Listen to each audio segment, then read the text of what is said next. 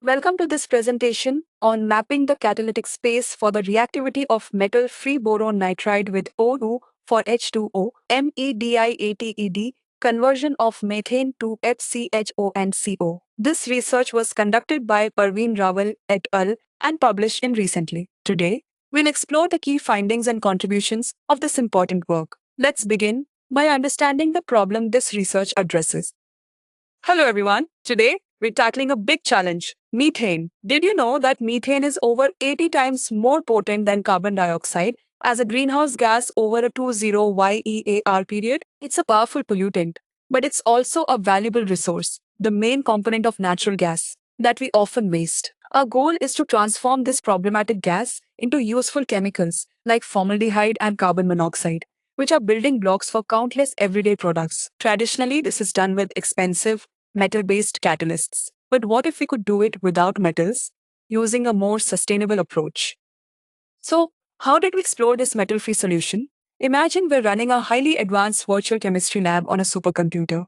Instead of mixing chemicals in beakers, we use powerful computational tools, specifically density functional theory, to simulate how atoms and molecules interact at an incredibly detailed level. Think of it like creating a detailed blueprint analysis of a complex machine. We mapped out all the possible ways oxygen and methane could react on the surface of our chosen catalyst, hexagonal boron nitride, looking for the most efficient pathways and the energy required for each step. This allowed us to understand the intricate dance of electrons and atoms without ever stepping into a physical lab.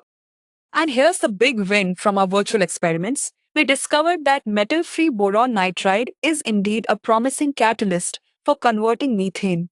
It effectively transforms methane into valuable formaldehyde and carbon monoxide. But here's the truly exciting part. We found that water plays an intriguing and crucial role. It acts like a helper molecule, significantly reducing the energy needed for these reactions to occur, making the process much more efficient. Even better, this catalyst shows an excellent ability to avoid over-oxidizing the methane into unwanted carbon dioxide, which is a major environmental benefit and a challenge for many traditional catalysts.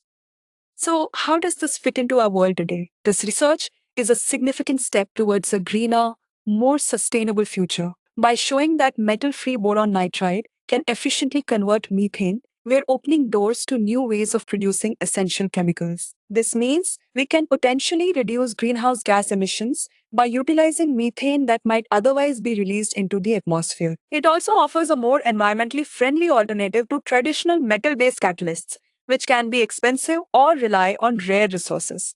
Ultimately, this work contributes to a circular economy, turning a problematic waste product into valuable industrial building blocks.